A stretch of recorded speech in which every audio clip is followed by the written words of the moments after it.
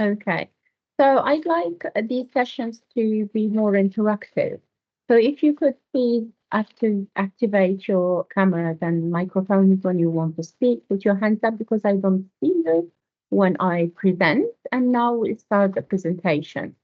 So today's session is about, as you can see on the screen, we're going to present in team, modeling-based teaching. Okay.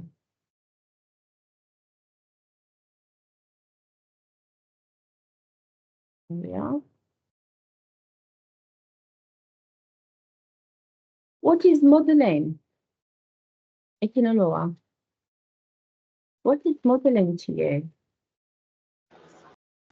Modeling is having like a picture of what you intend to see.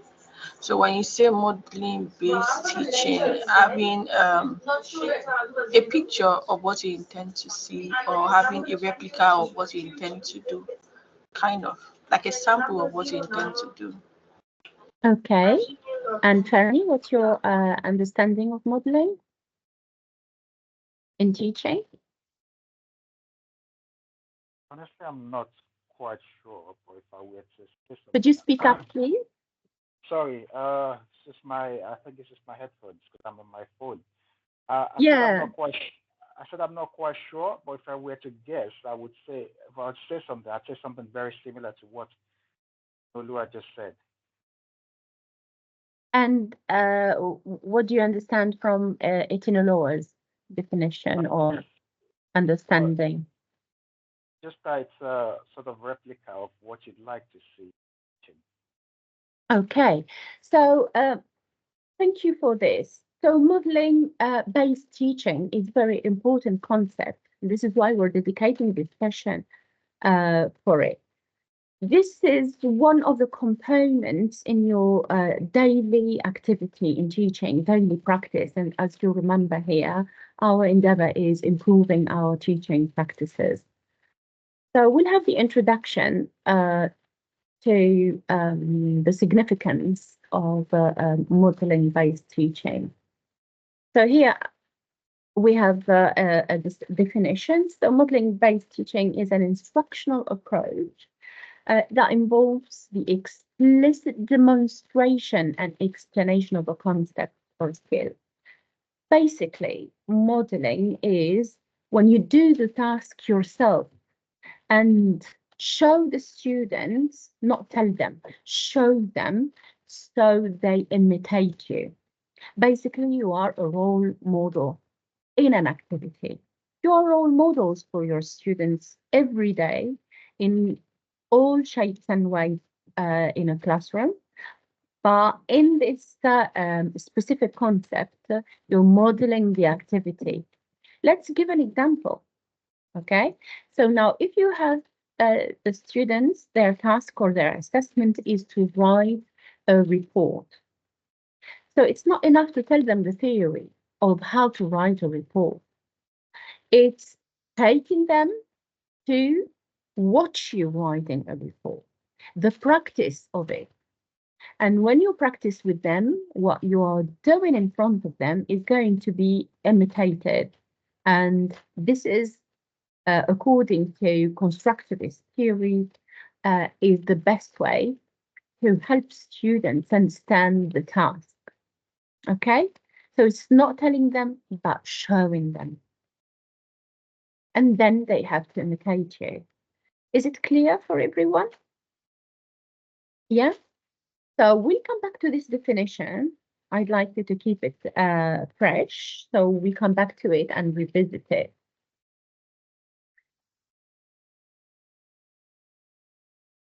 So modeling-based teaching aligns with constructivist learning theory or pedagogy that emphasize the importance of hands-on experiences and social interactions in the learning processes.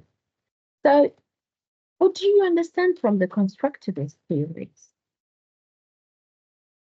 What's the constructivist theory? Do you know any pedagogical theories of teaching?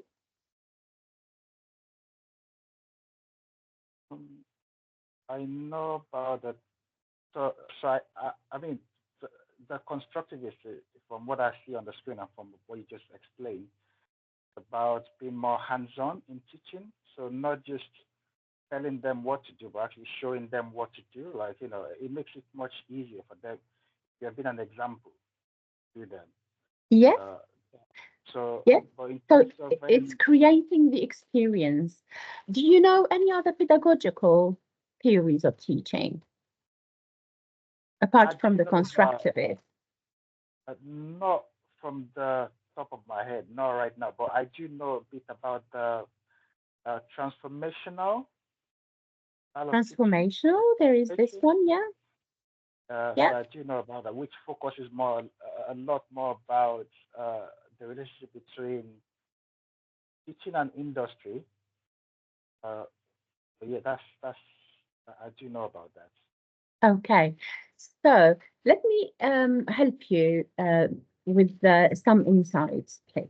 So, in your applications in the future, and in teaching in general, you need to know the pedagogical approaches to teaching. You need to have them handy and all the time aware of them. This is how you explain your activities, and also when we'll have OFS listeners, you'll have some questions. They will choose their classes, they will attend any classes. So they will ask you questions about your approaches, your pedagogical theories of teaching. And this is crucial. So next session, I'm going to dedicate it to pedagogical approaches to teaching and learning. What do you think? So you find it easy next time as an answer to your questions and get ready for eventual questions uh, from OFS. But technically, it is crucial. It is impossible to teach without knowing theories and pedagogy. It's the first question people ask you when they approach you as a lecturer or a teacher. Okay. So it's very important. I'm going to help you with this. I had um, a training in several campuses in pedagogical approaches and teaching strategies. So it's really, really important. Next time I'll redate it. It's ready there. Thank you very much. So, principles of modeling-based instruction. Give examples of activities for each of the following: explicit demonstration, cognitive apprenticeship, scaffolding and gradual release of responsibility, active engagement and feedback. Okay, so I leave some time for you to think about these four elements. Let's share them. Okay, so let's have Fanny thinking about explicit demonstration and how this technique is successful in teaching. Cognitive apprenticeship, so try to define it, please. Scaffolding and gradual release of responsibility, Itinoloa. Active engagement and feedback, Itinoloa. So you're going to give examples of activities that you use in your classes for to promote these core elements in modeling-based instruction. Okay, shall I give you 5 minutes to think about it? Okay, thank you. So have think 5 minutes and then we come back here.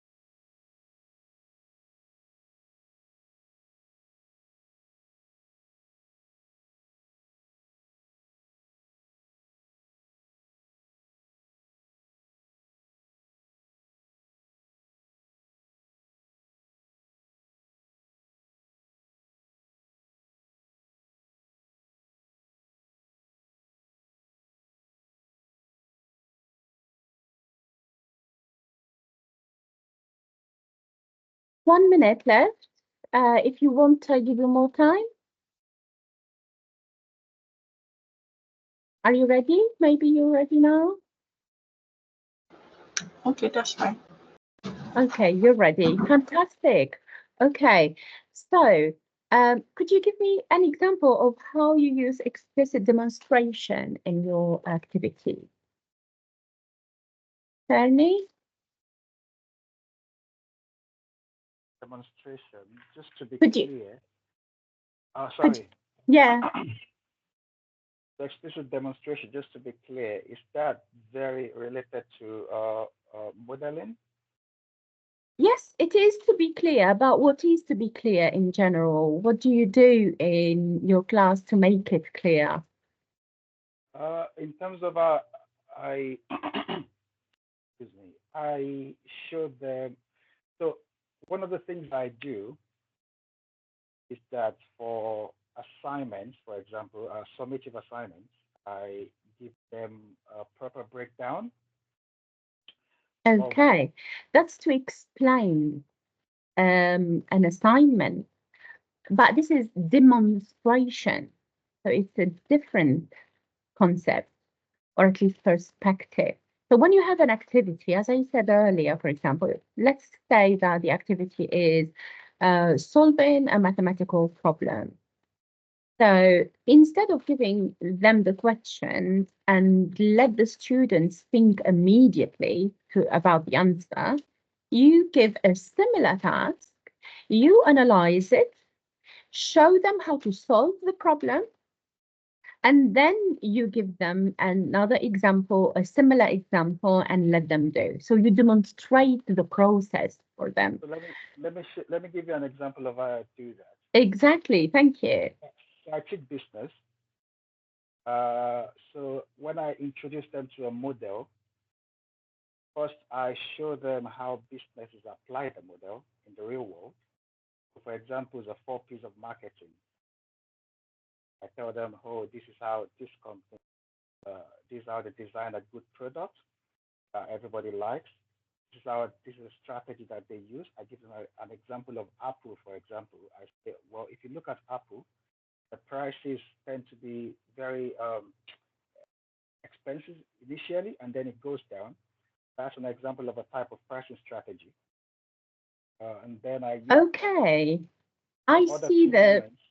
yeah. And I tell them to Okay. apply it to. I tell them to apply it to one organization that they like, that they want to choose. Exactly. So one of the ways, yes, is to target a concept by using it in real world, giving examples in real world. And this is how you demonstrate how the concept is applicable in a real world context. And this is a good example, Fanny. Thank you. Let's go to scaffolding and a gradual release of responsibility, Etinoloa. Okay, so basically, scaffolding looks at how lecturers provide support to students. So in terms of scaffolding for managing data models, for example, the students watch you do the analysis or the Excel, and then they follow suit. Additionally, you could also use collaborative learning where you put students into peers and allow them to discuss some of those concepts that are being taught, so then for them to gain your understanding with their teammates, and then just offering general support, and then releasing the students to take responsibility or ownership for their work at some point in time after providing the initial support. And also for active engagement and learning, is trying to look at We'll come back to this one. okay, that's Active fine. engagement. Yeah, we'll come Okay. back to this one. So one by one. So yes, so scaffolding, Fanny and Etinoloa, is giving example by demonstrating yourself how to do the activity, explain it, break it down into details, do similar or give an example of what you are expecting from them to give you as an output, and then release the responsibility gradually to the students to do the activity. You see, there is, I show you how to do it, and I give you the responsibility in a gradual way to be independent learners.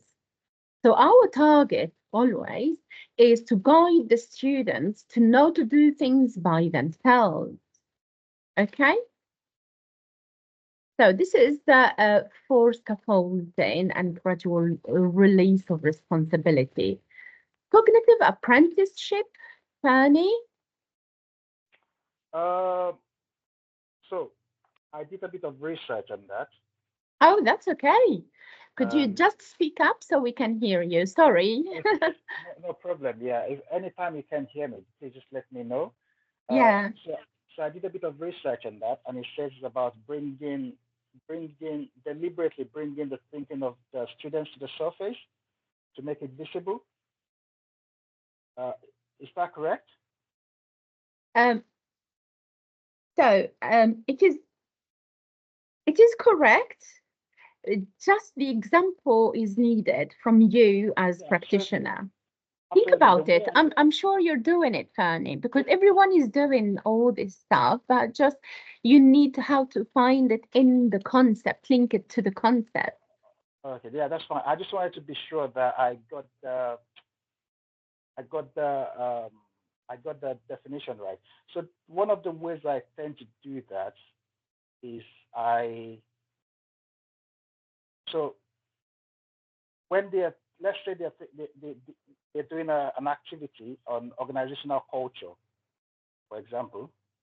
Yeah. Uh, so let's say it's a group activity, and I'm walking around, and some students are saying, "Well, we just don't really," they can't articulate it, for example. So one of the things I do is that I tell them, "Well, think about this organization that we're in, this college right now. How would you describe the culture of it?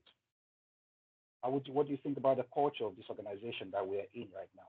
It's just a way to sort of bring their knowledge to make it more visible. Yeah. So by not thinking too big about it, by thinking about, well, where I am right now, I'm inside the Elizabeth School of London. What's the culture? It's just a way to bring their thinking to the surface. If that, Okay. Thank you. So, Itinolua, you want to say anything about cognitive apprenticeship and your understanding of cognitive, the word cognitive itself? I think for cognitive apprenticeship is trying to showcase, what the students are expected to do, maybe using real life scenarios in terms of in its application. So using case studies for students to be able to mirror, what their learning experience is compared to what they will see in real life.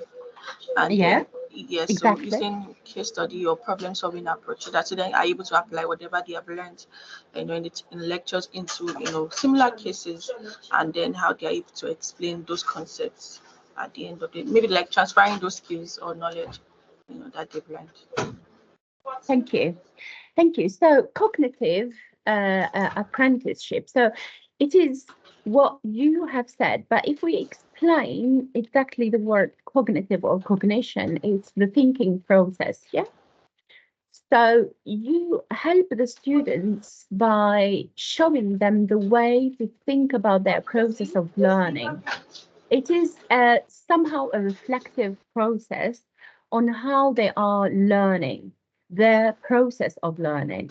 So you imitate how to say, you show them that the learning imitates experiences, real experiences, and show them that there is a parallel and a process of transfer from the thinking process into real life. Okay, so I think it's clear for everyone. And last for this slide, active engagement and feedback. Everyone is doing this, and Itinaloa is so good in this. I know it. Go ahead. Okay, so active engagement looks at, how do you involve students into the learning process. So there are different ways to which, we can measure active engagement. We could use questioning, we could use technology using interactive online quizzes, using think peer share approach, also using collaborative or group work. This is where you can ensure or measure student active engagement or putting them in peers. you know these are ways you can ensure. And then feedback, we can get feedback through questioning to seek if they understand the questions that they are being asked, and if they don't understand, try to reflect and then think of the ways at which you can actually support them again in the course of their learning period. Thank you, Tinaloa. It's one of our projects in CAPD also to produce a booklet or glossary of about the language of feedback. It's very important that we consider any feedback as formative. Even the summative feedback should be formative. It should be feed forward. So something that is constructive, building up another process or another way to learning instead of just criticizing or assessing feedback. So part of the feedback is showing what you have achieved and what you need to improve in the future. We focus a lot on the improvement in the future. So feedback should be also stimulates reflection. So it helps self-reflective or metacognitive activities for the students, so they know where they are in their learning journey. So they can know where they are, situate themselves, and reflect on their learning. Thank you very much. Do you have anything to add, Fanny or Itinolo, before we move on? Uh, No? Okay.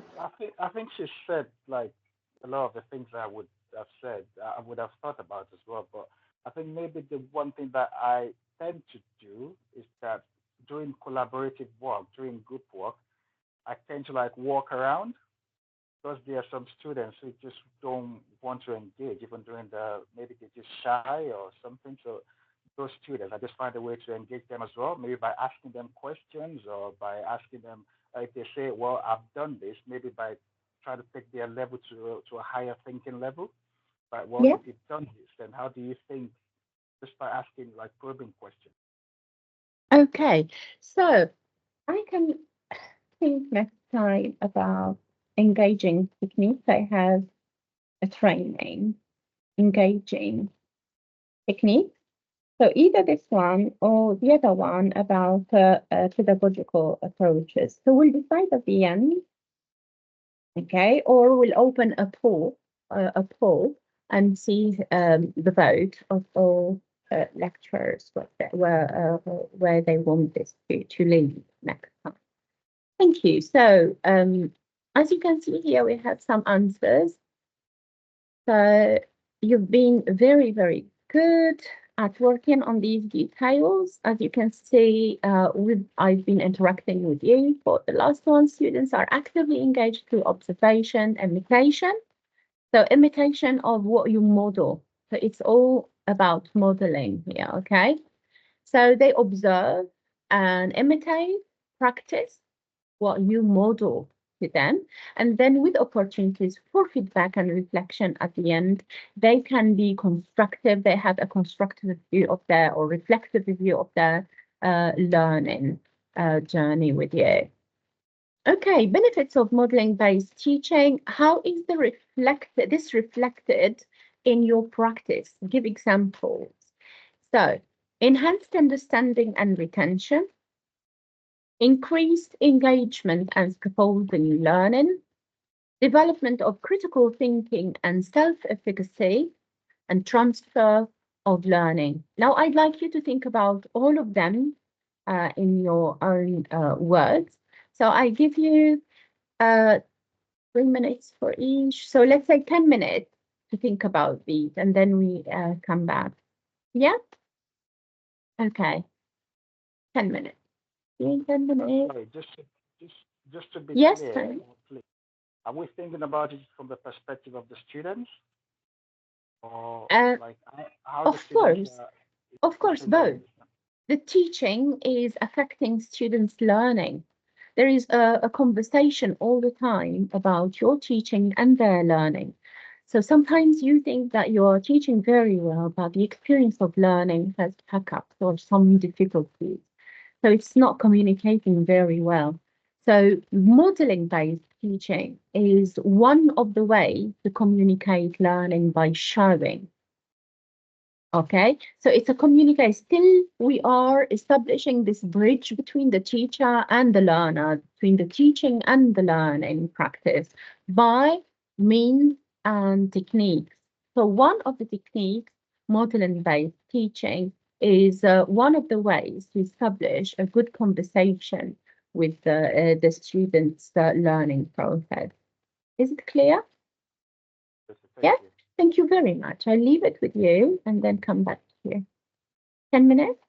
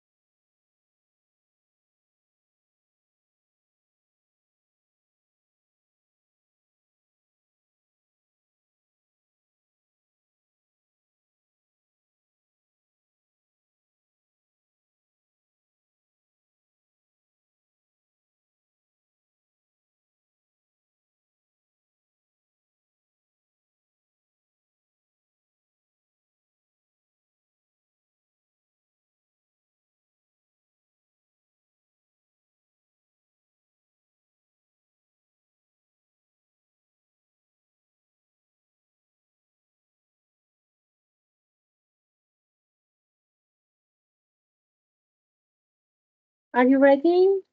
You still have time, 3 minutes. Okay. Give you more 3 minutes, or are you ready? Fanny, what about you? A couple more minutes, please. Okay, give you more minutes then.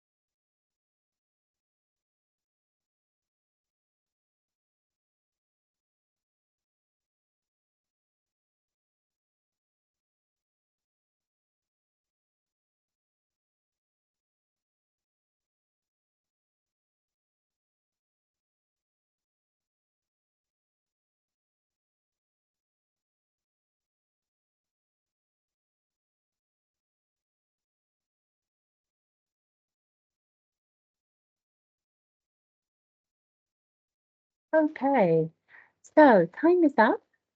Let's have it in a row class.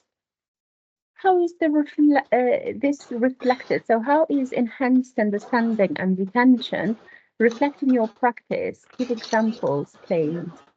Okay. I think for the first one, what I usually do is to provide clear examples, especially when it comes to assessment and giving formative feedback. Prior to that, I like to give students a sample of what the expectations of the assessment are. In that way, students are able to tailor or improve, because that gives them a clear understanding of what the expectations are. So providing clear examples to them, also in terms of trying to understand, check their understanding, is providing higher order questioning, asking them why, what, how. This helps you to gauge the student's knowledge and understanding in the process. And so these are part of what forms the formative feedback.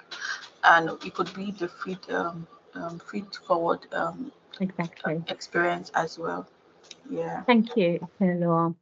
So, it's exactly the clarity that we are highlighting because it's within the area of modeling based. We're trying to do today modeling based teaching and enhance this uh, technique or strategy of teaching by giving examples that you can use in your classes or you already use in your classes. So yes, it's clear examples, demonstrations, linking to real life experiences, and this helps them retain information. What's retention, Fanny? What do we mean by retention? Retain information. Itinaloa or Fanny, please? Do you know the meaning? Yeah, I think trying to recall, what has been Recall. taught. Yes. So it's more like a retrieval practice where students are able to recall what they have been taught. and this also helps to gauge in terms of their active learning experience as well. Very, Right. very It's good. something that Yes, uh, Fanny? just just to add something. That's something that I tend to do at the start of like lectures. So I ask them about the previous. Sorry, can you hear me? Yeah. I can hear you. Yes. Just I it's a just little try bit to low. sorry. Just try to remind them. Try to retrieve what they remember about our last class, and if their concepts are linked to each other as well, try to try to remind them, give them examples, and try to see what they remember about what we discussed previously. Yep. So linking with to previous lessons and previous teaching or learning experiences is a good technique to check on retention, recalling, remembering, and recalling or retaining can be also in an activity, in a normal activity where you need them to give you the output of what you have told them or demonstrated to them. So can be a practice of a theory. So retention has different aspects. So can be memorization, recalling, and recalling can be also in demonstration and in practice. Okay, good. So the second one goes to Fanny now. So what's development of critical thinking and self-efficacy? And how does this relate to modeling-based teaching in your classes? What I tend to do is that when I teach them about something, I don't just look about why this particular thing worked. I also looked at why it didn't work. For example, if you're talking about a change management model, for example, at the good side of it, at the critique of it, picture, then they can say, Can you oh repeat well, the last one and speak up, please? oh yeah, sorry, I just said that when I say we're looking at a change management model, for example, we don't just focus about why it works or where it has worked. We also look at where it hasn't worked or why it hasn't worked. So we're being a bit more critical of it as well.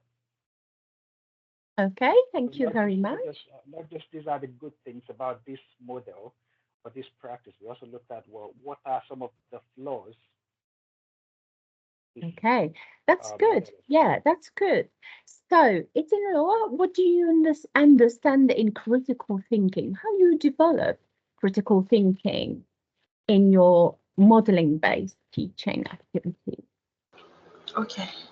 Um, I think for critical thinking and analytical skills, I think it's just using scenario-based questions to help students to think critically, not just trying to have a knowledge of what is being taught, but the ability to apply, such knowledge into practice.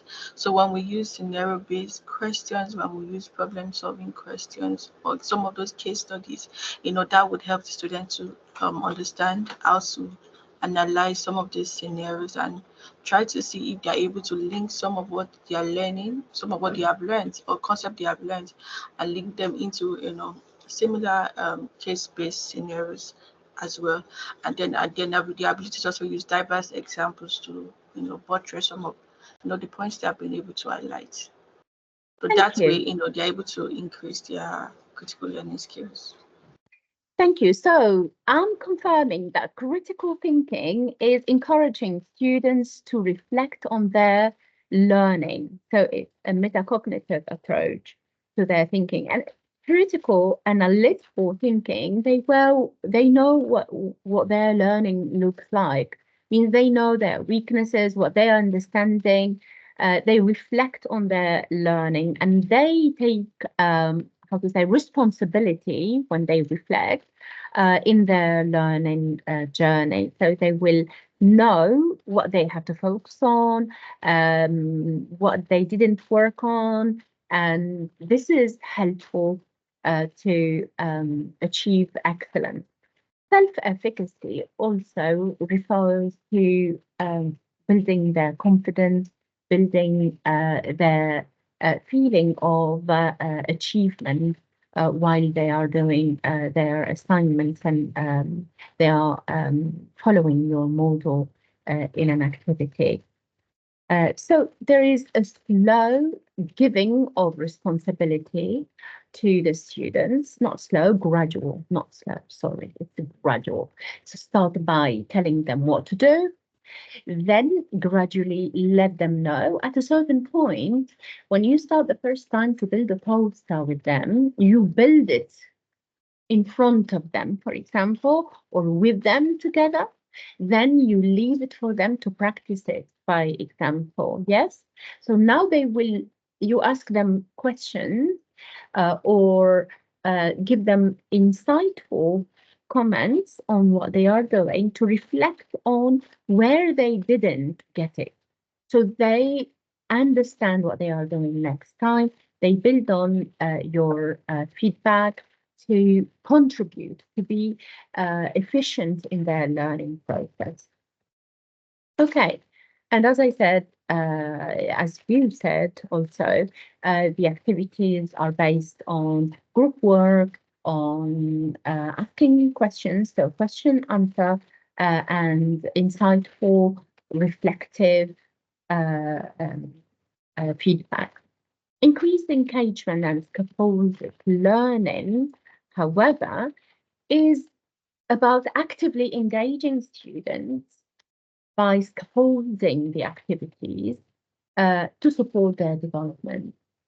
So the first mainly level 3 students, they need a lot of scaffolding. This is what I would do if I were you in this activity and you tell them what to do.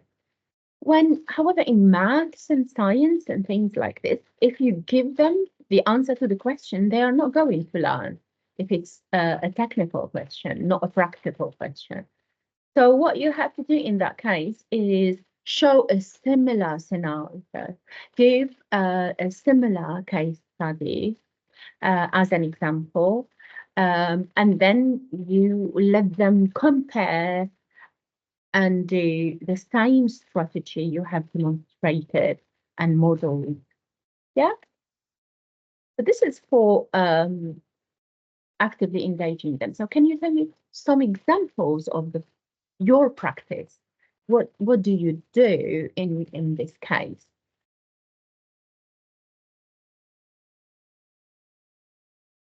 Sorry, was that for me?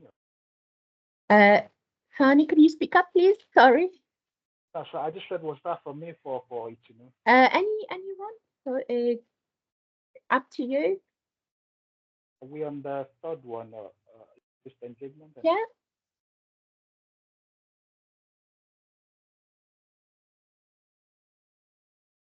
Well, some of the things I do to increase engagement, um, show I them can't a lot of. hear you. I am so sorry.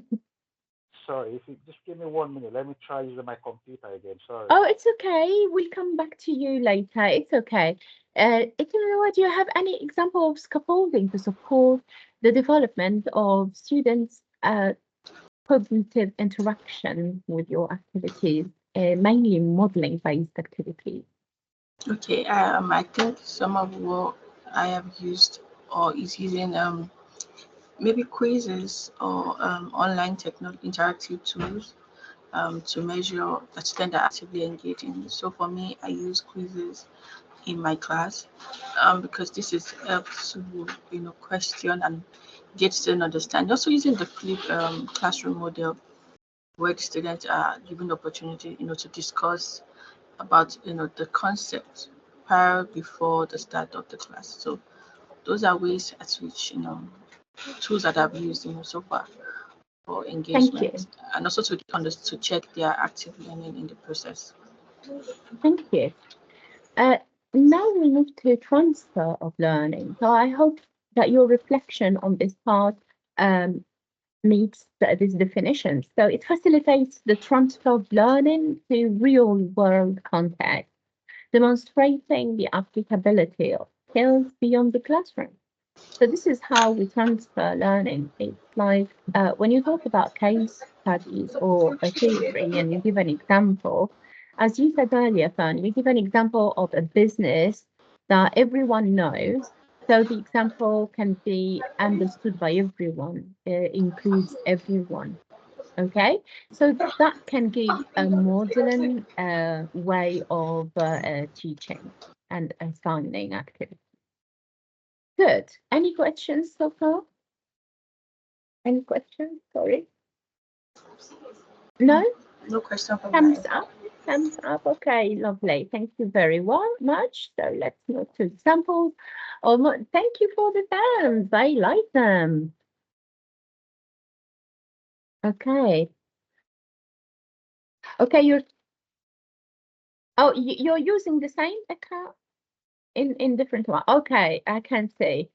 So this is another account. Good. So examples of modeling-based instructions. So we are trying to give you examples because sometimes you teach academic skills, sometimes you teach sociological approaches to a concept, sometimes you use scientific approaches and technology like IT approaches. So demonstrating how to solve complex algebraic equations to develop problem-solving techniques. So this is in maths, for example, it's an example that you can think about. Social studies, exploring historical events through timelines and maps to develop chronological understanding and critical thinking. So timelines of the same idea, like I'm going to do next time or the following time with pedagogical approaches, will have a timeline. There is a concept that has been developed throughout ages and history. And by understanding the approaches and the different angles of vision to a theory, we'll understand the concept of teaching or the practice of teaching. So now we have pedagogical approaches in modeling-based teaching. Okay, let's think about them silently. I'm not going to ask you to answer, just have a thought about them for 2 minutes, and then we'll proceed. So it's not going to be question answer. Yeah, Fanny? I just wanted to know if the sound is Your voice is better very now. clear now. Yeah. Okay, that's good. Thank you.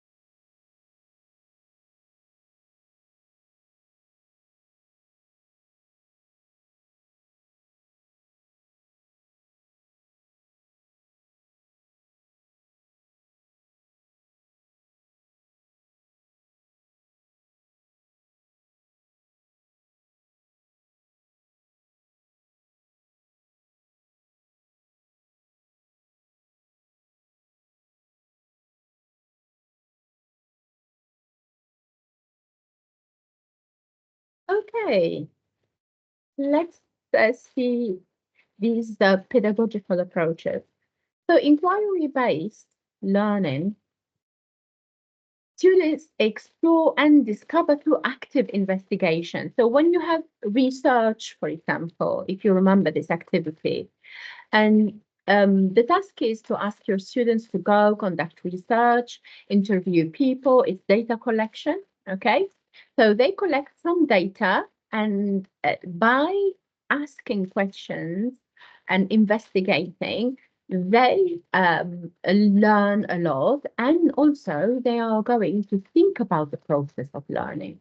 Because while asking questions, for example, like today, I'm asking you a question, and you are academics and lecturers at higher education. You are, you have good, amazing CV and qualities to teach. But then when I ask you a question in a situation like this, you feel sometimes the situation of the student and how a question can be maybe not interesting to a student, can be difficult to a student. So you feel today a similar experience to the student.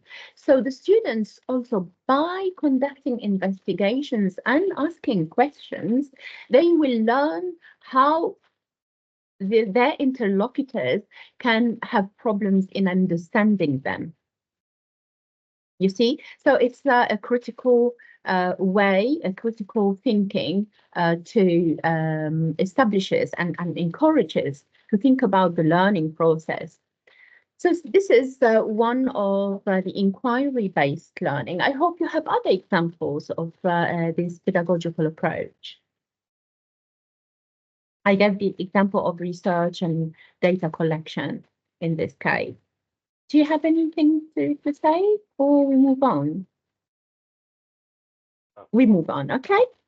Sorry, Elena, Dr. Elena. Yes? I just wonder if you can very, very quickly re-explain it because my internet was malfunctioning. Okay, yes, of course, I'll repeat the explanation. So Sorry. I said inquiry-based learning, okay, is, okay, when you give the task of research or data collection to the students, they go ask questions around campus, they investigate a concept, and they come in with some data. In that process, okay, they learn from the activity itself about their learning. So they will think, oh, my question wasn't clear to half of the students I've been dealing with today. They will reflect on their learning, okay? And also, inquisition is a good technique to help students think. It's a very active and cognitive encouraging technique. So when you model this, you will give them the position of, for example, role play. You give them the position of a lecturer. So one of the group is going to teach the rest of the group or ask them questions. Role play is a modeling way of teaching because they will model or imitate the role of the lecturer. They will feel the pain that you go through when you don't have people engage with you in the classroom. They will see the situation also of how they think their questions are clear, but the interlocutors are going to say, I don't understand. So ask again, rephrase your question, explain it, break it down into simple parts of the question one by one and put it together. So by modeling these situations in role play or in data collection, it encourages students to understand the thinking process or analyze their thinking process. Is it good, Fanny? Yep. Let's move on to the next element, and it's project-based learning. So engaging students in interdisciplinary projects to address complex real-world issues. What's interdisciplinary project? What's the word interdisciplinary mean? Fanny? Something that spans across like different disciplines. Across different disciplines, exactly. Can you give me an example on in modeling based on project, interdisciplinary projects? So,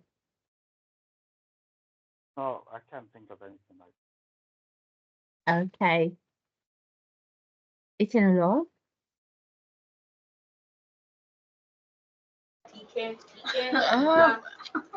I'm just trying to think about it.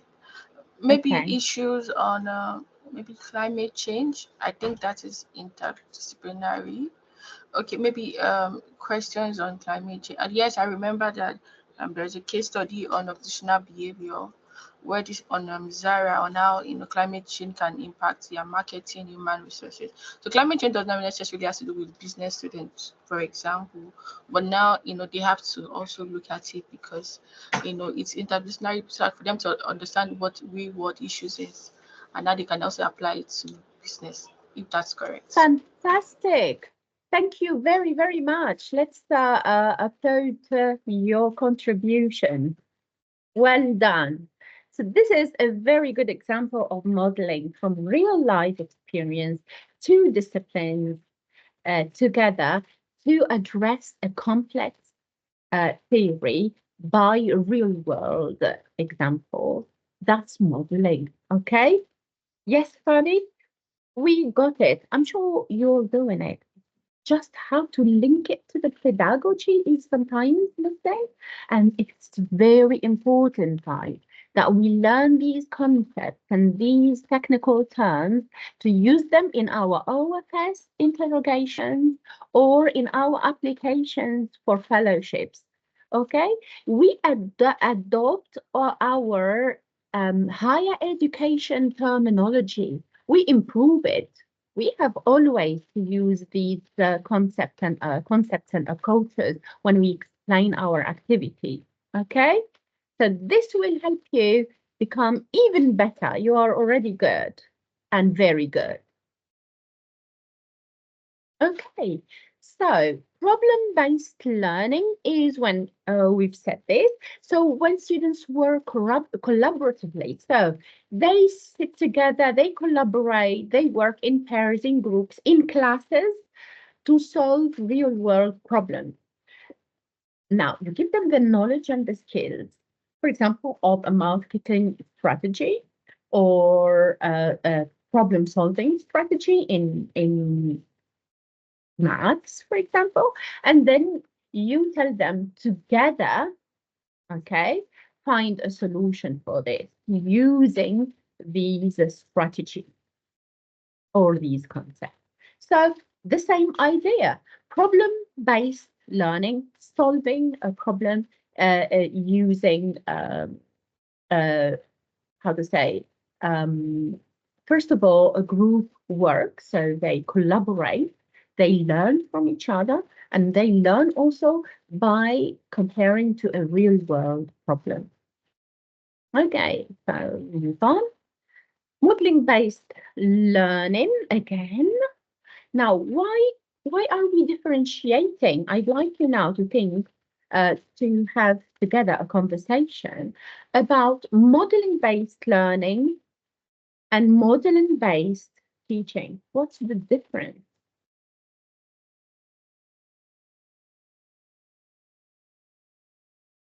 What's the difference between the two? I give you 3 minutes to have a chat about it. Yeah? And I'll come back to you. You can chat together, Fanny and Etienne. Let's see if we can do break rooms, but you'll be in one room. But just I don't want to. It's fine. Oh no, I can't do it. We are a really limited number.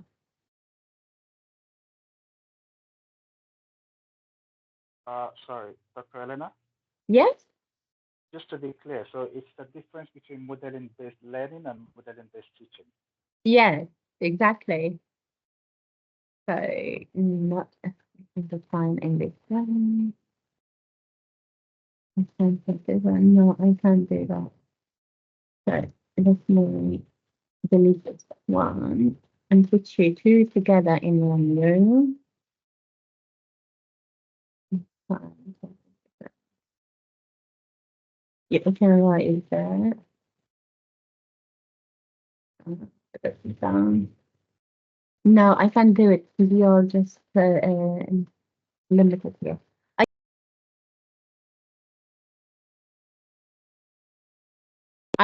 You can talk to Itinoloa now. Think about it together, and then we'll come back to the main chat. Okay.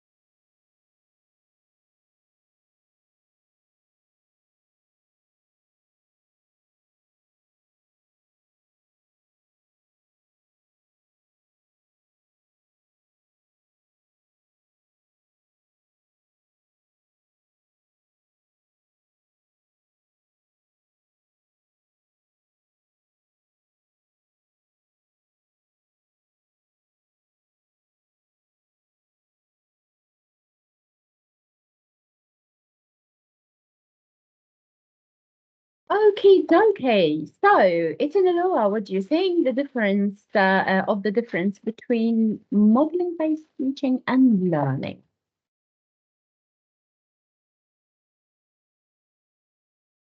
I'm just going to try. Okay. Of course, yeah. Right. So I think that modeling-based teaching, the teacher is the primary model, in this case, and so this is done through either demonstration, thinking aloud, and an example that comes in mind is maybe during mathematical related courses where the teacher tries to carry out the sample and then the student try to imitate what is being done. So that is for modeling based teaching. Why for modeling based learning, so students will learn by observing themselves, by observing what the teacher is doing, and then you maybe try to do it maybe in groups or in peers. But I think that they are kind of similar to modeling based teaching and modeling based learning. Those are what I Yeah, hear. they are confusing. I Yes, understand you. yes, Sorry. yes. I understand you. The majority of people, when we say something about teaching and then we ask the Learning, same thing about the learning, they get yeah. confused. So, yeah, but you've done very, very well. So the first part, hands-on, you covered it. So fantastic. The second one can be also learning from each other.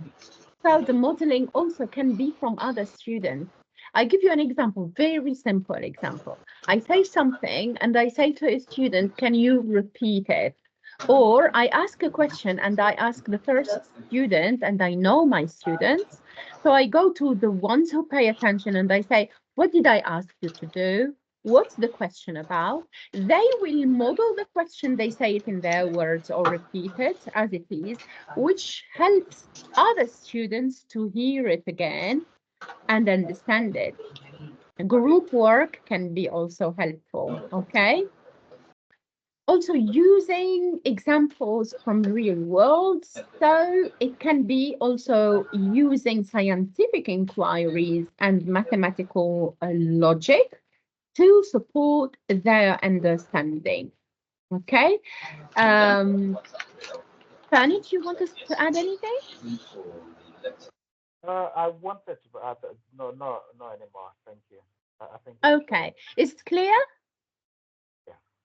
Please feel free to ask any questions. Okay. You're welcome, all of you. Okay. Now, I'd like you to give me the activities that you use in class to model. So let's think together. Let's think together about a specific example. Now, you're going to ask your students to, for example, write an analysis, so an essay about something. Now, I'd like you to think about the topic that you're going to assess your students as an essay form. Yeah? So think about it for 2 minutes, the topic that you will give to your students. So you're imagining, Fanny, if I'm clear. So you're imagining you are in front of your students, you're giving them the task to write an essay about a topic that you will define in 2 minutes, then share with us. Then we'll think together about how you're going to model this activity. Right? So I give you 2 to 3 minutes. I can extend it if you want to choose the topic for this essay writing. And then we'll see together how you're going to work on your modeling strategies. Okay.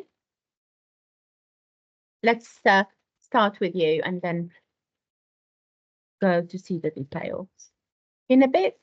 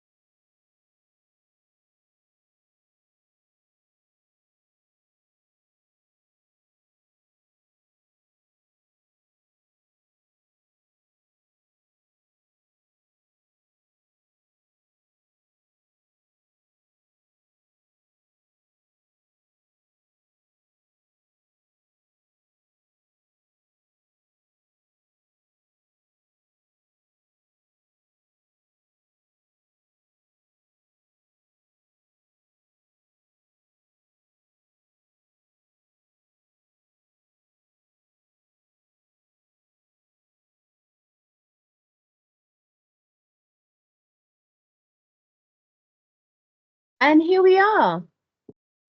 Are you done? Do you need more time? I think it's fine. What about you, Fanny? Sorry, all we did was find a topic, right? Sorry? We were supposed to find just a topic, just one topic. Yeah, just the topic, yeah. Just one topic, right? Okay, let's start with you, Fernie, please. Give me your topic. The differences between shareholders and stakeholders. Could you repeat that, please? I said the differences between the shareholders and stakeholders. So what they have to find the differences. Yes. Is it okay? So this is writing an essay instruction. Okay. Very good. So let's say that your instruction is write an essay where you compare and contrast Shareholders and stakeholders. Exactly. So can you write it down in the chat, please? So we have it there. Itinaloa, what's your topic, please? Okay, my topic is to write an essay on factors that affect work-life balance of adult learners. of adult learners, very, very good. They will identify, this is a topic which relates to their lives, to their opinion, to their reflection. So there is a lot of things going on here. Now, let's think together in terms of these elements, okay? Different steps. So what's the objective? So you're going to define the specific objectives for the modeling based activity. So this activity, you're going to set the objectives, okay? The objective is to define or find the difference between one aspect and the other. So at the end, this is the outcome. Okay. The second part is select appropriate tools. So in this case, it's writing. Okay. How would you go into details? What are the tools in writing that you're going to model to your students?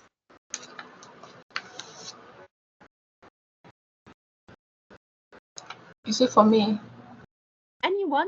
So it's essay writing. What would you do to model this activity? Okay, I think the first thing is to show them how to check the internet for resources to use. So they need to first of all define the concept, the main concept there, which is the work-life balance, and then define who an adult learner is. That is the first step.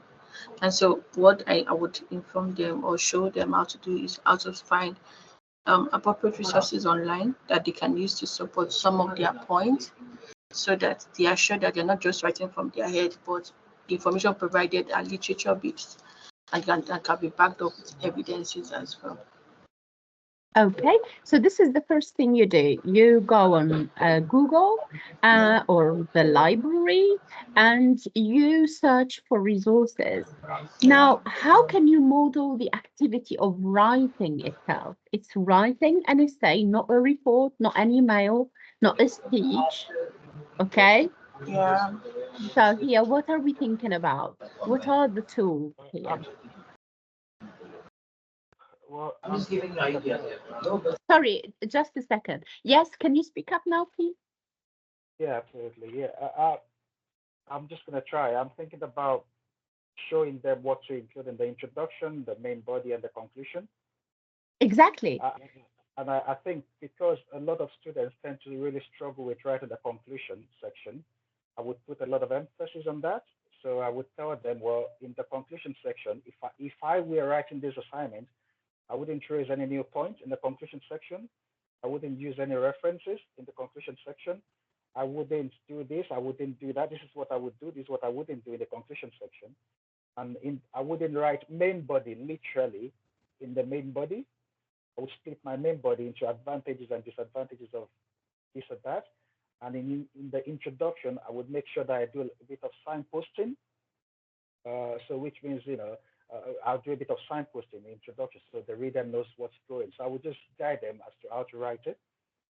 Okay, you are using both scaffolding and modeling. Perfect. It's very, very good. So modeling is when you do it by yourself.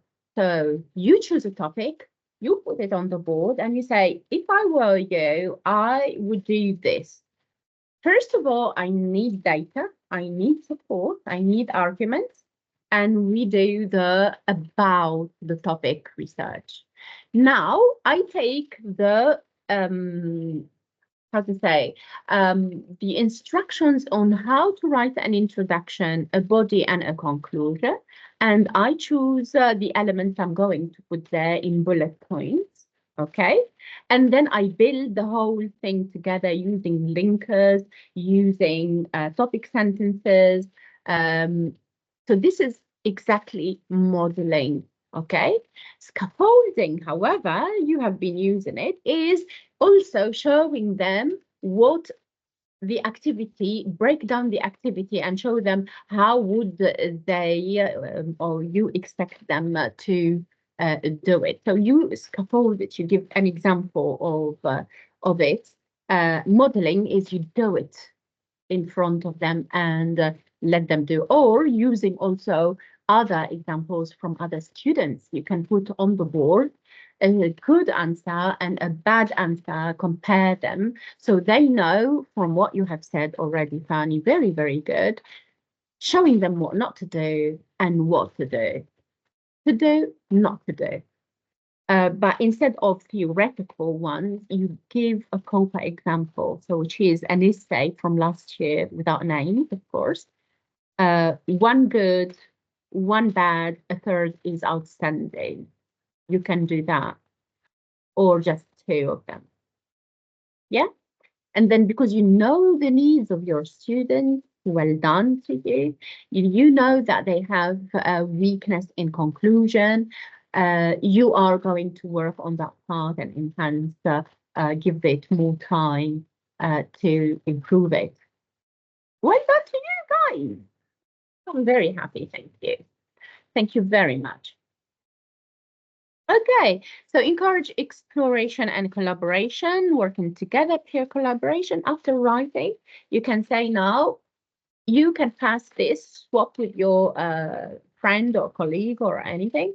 And according to the marking criteria, you're going to mark the essay. You will draw their attention to the possible flaws and weaknesses. And also, they will understand what they are supposed to do to make it better. You see, and also it's coming from their peer. It's very, very important, this peer collaboration. They can work in groups. Sometimes writing is difficult to be written in groups, but if they share elements of the writing, they drop a plan, and then they share, you write the introduction, body paragraph 1 for you, etc., etc. It can be also a way to compare how to link the ideas, to see the coherence and cohesion of the essay, because everyone has their own language and their own approach of writing. When you put it together, it's not going to be a single voice. You'll have multiple of voices and approaches to writing because it's written by a group. So you draw their attention to how to build up a coherent and cohesive piece of writing. Yes? Are you happy with this? Okay, thank you very much. Move on to align assessment with objective. Okay, and this part is very important. Design assessment tasks that align with the activity learning objectives or module outcomes. So you have to always, that you need to find the outcomes in the assessment and what the students are producing. So please align them from the start. You show them what they are leading to, because if they don't know what is expected from them, they will try their best, but they didn't know, they haven't been guided, and there is no a model to follow. So model, put yourself always in their condition. Now you know your groups very well. You know the strong students or high achieving students and low achieving students, or students who have different needs, let's say, of learning. So you know how to address these needs while explaining. Okay, so these are things we have always to keep in mind. Our approach is always centered on the students. It's a student centered. Okay, it's about their needs. It's about students' needs of learning. Students, you know your students and you know their needs, or hopefully you do. If not, please work on this and learn your students so you can know what to ask them and how to model things for them.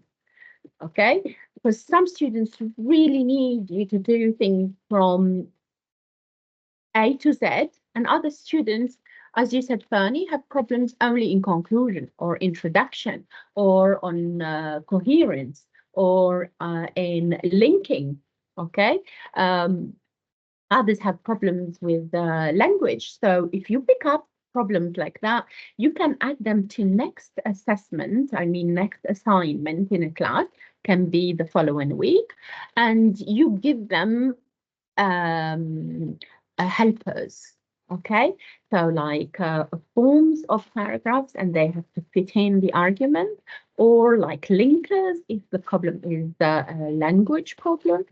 So think in terms of what they need also, and model the assignment for them. So you cannot model the assignment without knowing their needs, without knowing their approach, their different levels in a classroom. Because you come with one model, but you'll find out that there are different models to give. So if you measure the levels, you can be ready for different ways of modeling.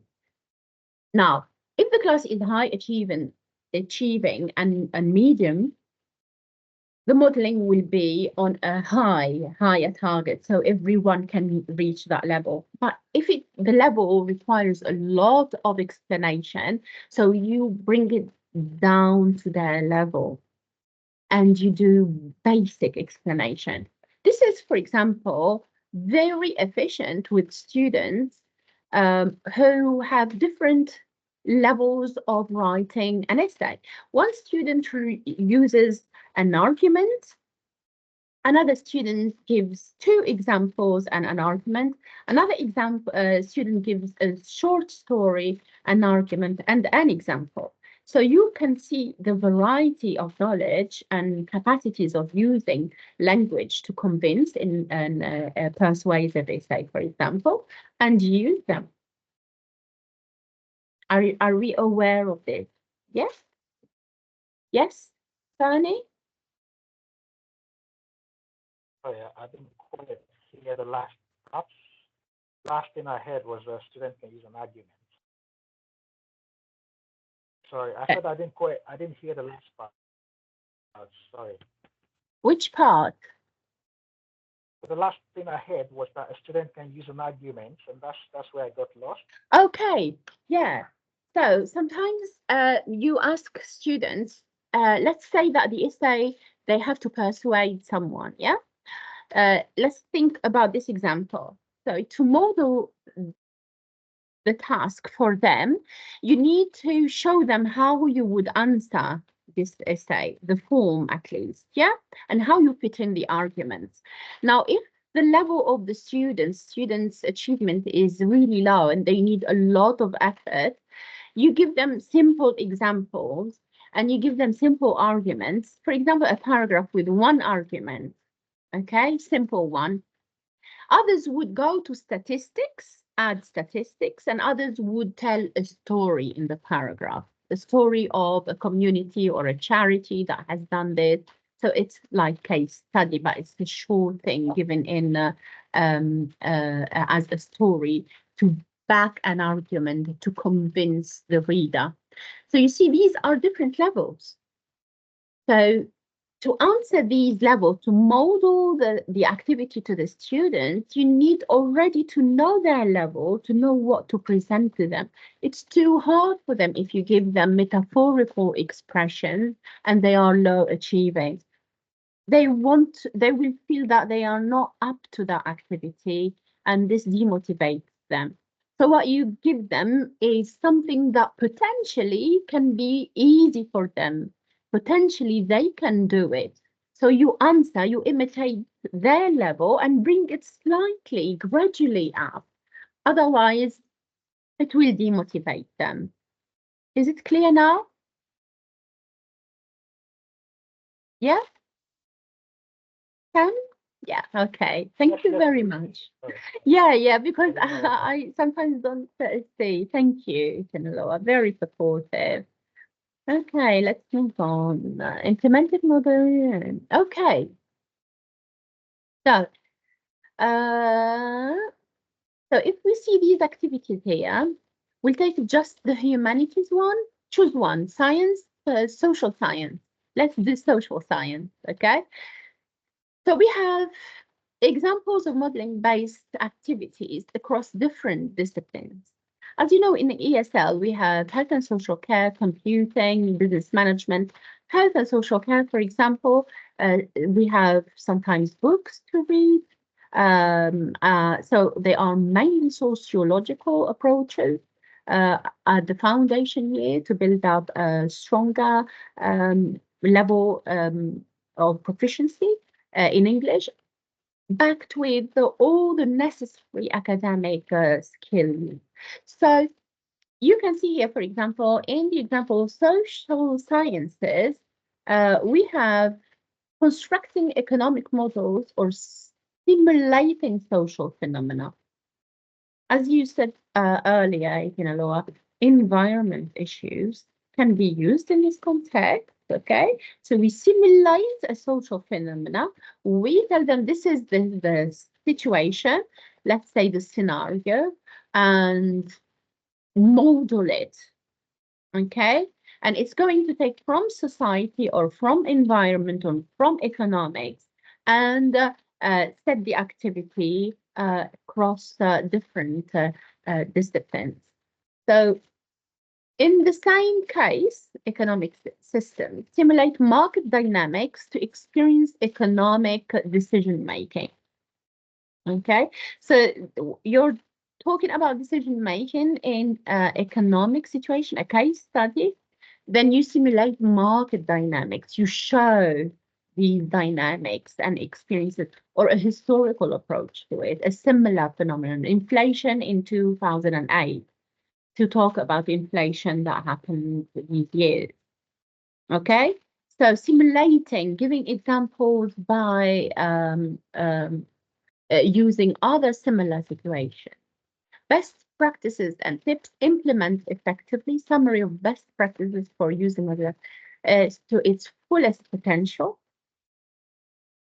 Okay, so we need to develop these elements for mainly next time. For the moment, we are left with a few minutes to conclude the session. I'd like to thank you and ask you if you have any questions and your feedback about this session today. Tani? Okay. Yeah, actually, should I start with my comment about the session or with my question? As you want, as you want. Okay, yeah, the session has been very, very good. Thank you very much. Thank I've learned a you. lot from this personally, and it's gonna.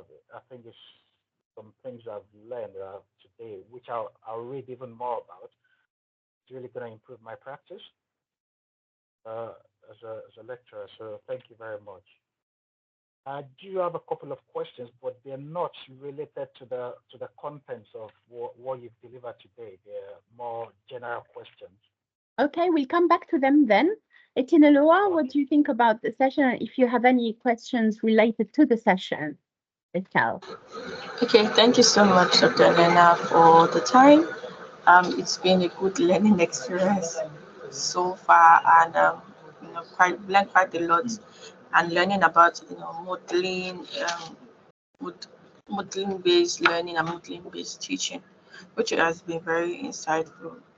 Thank you. And then also get sharing some ideas with my colleague here, Femi, as well. So thank you so Very much. good. Hopefully in the future we see more students, students, lecturers. One lecture. The point is here is for you also to use these technical terms and pedagogical approaches while answering any question about your teaching and learning in general, please. So please keep these ways of thinking and use technical terms while writing your applications, or if you have any questions in general, including OFS staff coming around and asking you. It's very important that we know what we are saying and what we are doing. Thank you very much. So I'll finish the recording and then we carry on with your separate questions. Okay? Okay.